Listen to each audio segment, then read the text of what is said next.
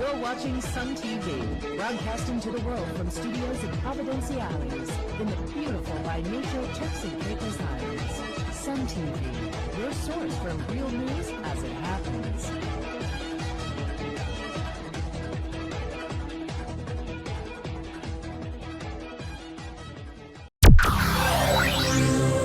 The 17 bodies from the boat which capsized off Providenciales on Christmas Day 2013 are returned to Haiti.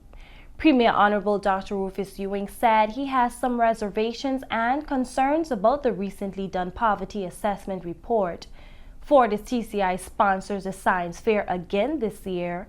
A Chalk Sound resident offers a $5,000 reward for the return of his 2 missing dogs, and natives of the Dominican Republic living in the TCI celebrate their independence. I'm Toddleen Daffernan, and these are the Sun TV headlines.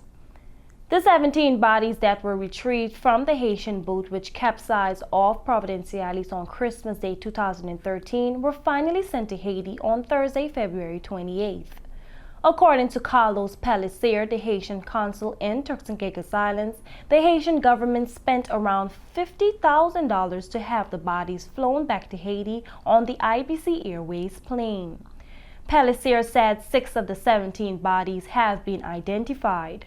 He said announcements were made on radio stations in Haiti about the bodies returning to Cape Haitian so that families of missing persons could go there to identify the bodies. We hear more from the Haitian consul. They announce everything on the radio station in Haiti. They tell them the body they come, and they tell anybody if they know of a family or of a friend or somebody that was there, they tell them to come to the airport and they're going to let them know everything. Haiti working on that. Now the government, there's somebody from the government in Haiti that is at the airport in Cape Haitian now is waiting for the body. Everything is going to Cape Haitian. Most of these people are from Cape Haitian.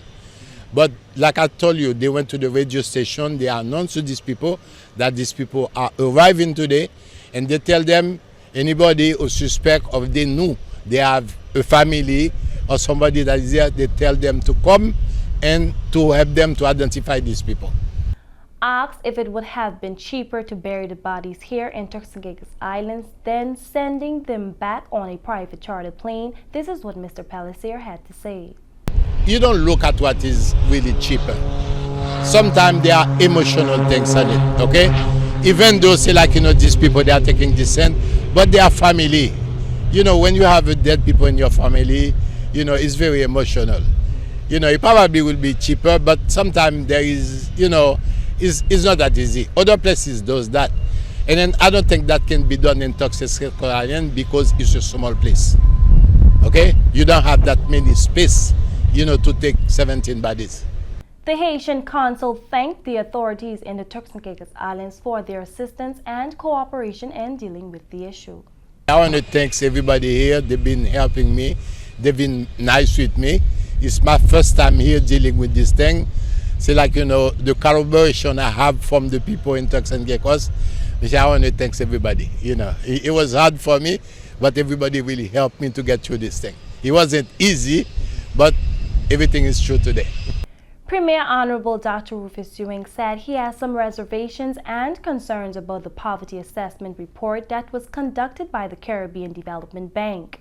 Addressing a post-cabinet press conference on Thursday, February 25th, the Premier said he only received a copy of the report at the cabinet meeting the previous day. The government was also given a presentation by the team from the Caribbean Development Bank, and they presented the country poverty assessment report to cabinet for cabinet consideration. I must state here outright that the government, was knowledgeable that an assessment was being conducted. 2, the government did not approve an assessment to be done, at least not this elected government. And 3, the government did not have a copy of this report prior to it being brought to cabinet. It's an extensive report, and so therefore we were unable to give the consideration that I guess was required or was looking for at cabinet. There are lots of information, based on poverty and other conditions in the Turks and Caicos Islands. This assessment was done during the year 2012, during the period of interim administration, and the contents thereof, or the findings thereof, will be reflected from the period prior to that, during the period of interim administration and before. But this is valuable information that Turks and Caicos Islanders are looking forward to know, that the government is looking forward to know, so it can properly plan its policies.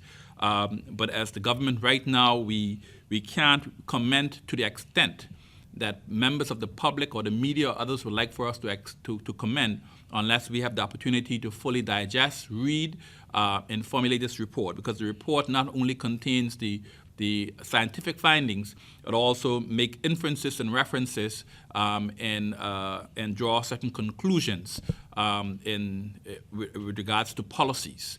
And so we will take the next few days to go over this report and submit our recommendations and our comments to the team. And I must say that this is not a government document. This is a document by the Caribbean Development Bank consultants who are contracted to conduct this report, and this is not a government report. And it will not be a government report until the government so therefore agree and finalize and agree with the final conclusions. And also the public have the opportunity to give their input into the findings, and the document be finalized and amended and finalized accordingly. The Premier also took the opportunity to clarify reports which suggested that the House was closed suddenly at the last sitting when they were debating the broadcasting bill. He also stressed that contrary to reports that were carried in the media, the bill was not defeated. The House of Assembly was not abruptly closed. We were approaching the so-called almost closing hour at 5:30. The House did not give permission to extend beyond 6. We are closing 5:30.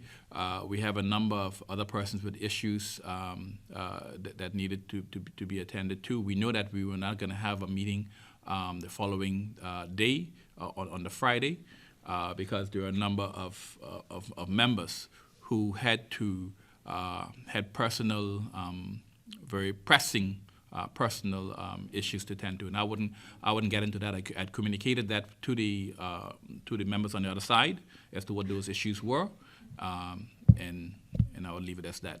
There are many issues that we wanted to discuss and persons wanted to have a further understanding, especially of the bill that is being discussed before us, and so we found that there was not going to be much progress made on from one clause to the next clause, when we thought that the time was right at that point in time to get for members to get further understanding of the bill that is before us. What's going to happen with that broadcasting bill 2014 now? It continues on the other paper for the next sitting of the House of Assembly.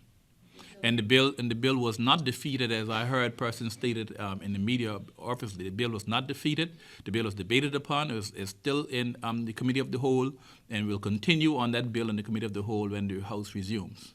Premier Ewing also rejected any suggestions that his government was not following the standing orders of the House of Assembly. He said if the House was allowed to sit until 6 p.m., a lot more work would be done. However, he said that on 2 occasions, the opposition PDM was able to succeed in winning the vote to prevent this from happening. Standing orders are always followed. If standing orders are not followed, then they have the right in the House to say what standing orders are being violated. And so I don't see standing orders not being followed. The standard modus operandi when you get in the House, we'd like to get your government business first. All right? And as you would appreciate, yes, the questions are important, but government business in the House and getting through the various legislative agendas, et cetera, is also very important. And so as the lead of government business, it's my priority to try to reorder the order paper to get through government business first. They have the opportunity to vote for it or against it. Some of them they win, some of them they lose. The one that they always win when we try to make provisions for the extension of the time beyond 6 o'clock so that the House can go as late as we want to go, they always try to vote against it, and they have defeated it twice, and they did not get it extended beyond 6 o'clock. If they were allowed to be extended beyond 6 o'clock, they will get the opportunity to finish all of government business, answer their questions, ask their questions, and have it answered. You're watching Sun TV, broadcasting to the world from studios in Providenciales in the beautiful by nature Turks and Caicos Islands. Sun TV, your source for real news as it happens. Life moves fast. It's extraordinary what you can see when you take a second look.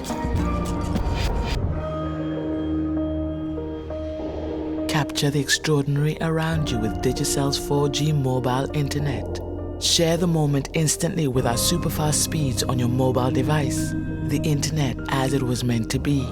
Only with Digicel 4G. Digicel. Be extraordinary. For the 5th straight year, Fortis TCI is partnering with the Department of Education to sponsor the Science Fair. The popular science fair, which starts this Wednesday, and the competition is expected to be very keen. Talisha Simons, Corporate Communications Manager of Fortis, said the company is committed to the development of science and maths in the Turks and Caicos Islands. Each year, Fortis TCI looks forward to Education Week for a number of reasons. It's a time for us to focus on the students, it's a time for us to focus on the teachers, to focus on our schools, and focus on the education system on a whole. But it is also the week in which the annual science fair is held. And what a wonderful occasion that is. Students are able to come together from all across the Turks and Caicos and showcase their talents through the exploration of science. This year marks the 5th year that Fortis TCI has partnered with the Department of Education to make and help make this event a success. And I know that this Wednesday, at the opening of the science fair, there's going to be some fierce competition. So we are really looking forward to what the students have been working on. And I want to stress just how committed Fortis TCI is to seeing science and maths continue to be a focus in the education system. Speaking at the launch of the science fair at the Fortis office on Monday, March 3rd, Director of Education Edgar Howell said he is excited to be partnering with Fortis for the science fair, adding that it provides some exciting opportunities for students. The Department of Education is excited about science fair when we held the first event, and then we came on board and partnered with, I think from the very beginning, with Fortis, at that time PPC, now Fortis. And it has evolved to the point where Fortis has accepted full sponsorship of the science fair, and the name has changed to Fortis TCI National Science Fair, no longer the Ministry of Education Science Fair. It's now in collaboration with us, I guess because we only put in very little bit of the money. At any rate, we are excited to be partnering with Fortis. We understand the opportunities that this presents for education, for young people in our high schools. And I do hope that when you speak with persons who will come in to view the exhibits on Wednesday and Thursday, that you can give them, as we've seen over the years, a sense of your own understanding of the scientific method, that you've inquired into a particular question, that you have gathered your results, that you've been able to analyze those results, and that you, in these small islands, some rocks out in the ocean with a few plants on it, you're coming up with brilliant ideas about some things that can change the way we live and work here in the Turks and Caicos Islands. Sun TV caught up with some of the students who will be participating in the science fair, and here's what they had to say. I'm from Holy Family Academy, and this will be my 4th year participating in the science fair. And I really like it because I always look forward to it. It's amazing looking at the other projects, and every year I see how we step it up. The first year it was like the dry run. Our project was a project. and we participated in the project and in the art, and I was in the art. I love art. Maybe I'll study that, I don't know. And every year I see how I personally grow in art, and every year if I have a picture of all of them, I see how every year it steps up. And last year was our first year in the Quiz Bee, and we represented the school, but this year we will be competing. And I love it because it's amazing how studying really takes you far, and how if you want to complete something, you can do it. And one of the things that has really struck me is that in our school we have started the annual science fair. And so everybody is like, okay, if our project wins, we're going to nationals. And this is what happened this year. And so we were all, okay, our project's gonna win, our project's gonna win. Our project didn't win, it was another one, but it was still very fun because it gives us an incentive to work and it gives us an incentive to accomplish. I'm just glad to see the development of everyone and to see the competitiveness between everyone. And it just teaches you to study more and that we should put everything into what we're doing so that we can become greater persons later on. Because when we study these questions, some of the stuff, we just like, what is this? But it always helps us some way or another in the long run. So I just hope that it can come and benefit us in the future. This is my second year in the science fair, my first year in the quiz. I presented the science fair project last year, and I was really happy to do that because I enjoy speaking, I enjoy talking to people, so I was glad that I was able to present to people. Sorry. I was able to present to people and tell them about my science fair project. Personally, this year, I'm hoping to advance my skills as I only take one science, which is biology, and the science fair questions are physics, chemistry, biology, so I'm learning from all the sciences all at one time, even though I don't study all the sciences. So I am hoping we win. I'm sorry, but we all want to win, but I want to win. So yeah, I'm just really glad, and I'm really happy that Fortis takes this, the Fortis and the Ministry of Education takes upon themselves that they should do this for the young people because we are the generation and we're just looking for more solutions to help with the Turks and Caicos. Thank you. And finally, John Luce, a resident of Chalk Sound, is offering a $5,000 reward for the return of his 2 pet dogs which went missing on March 1st. My name is John Luce, and both of our pets went missing on March 1st around 10 in the morning. And I'm offering a $5,000 reward for them. If anybody has any information, I'm sure you'll see these flyers all around the island. I've made 1,000 flyers. I've been distributing them around the island, and I will continue doing this until I get some information about our missing animals. One is a 5-year-old chocolate Labrador who's never missed a meal in his life, so for him to leave is highly unlikely. And the puppy is only about 4 months old, and he's a mixed breed, your typical mutt on the island, potcake. Although I think he has some pit bull in him, and I think that might be one reason why they were taken. So anyway, any information would be very helpful. My number is 431-5667. Thank you. Well, that's our Sun TV News Brief for today. Join us again tomorrow when we bring you real news as it happens directly to your computer, mobile device, or smartphone. If you know anyone living overseas who would like to keep up with what is happening in the Turks and Caicos Islands, get them to email us at sun@suntci.com so we can add them to our mailing list to get Sun TV News. Thanks for watching. I'm Tadleen Defferlin. Thank you.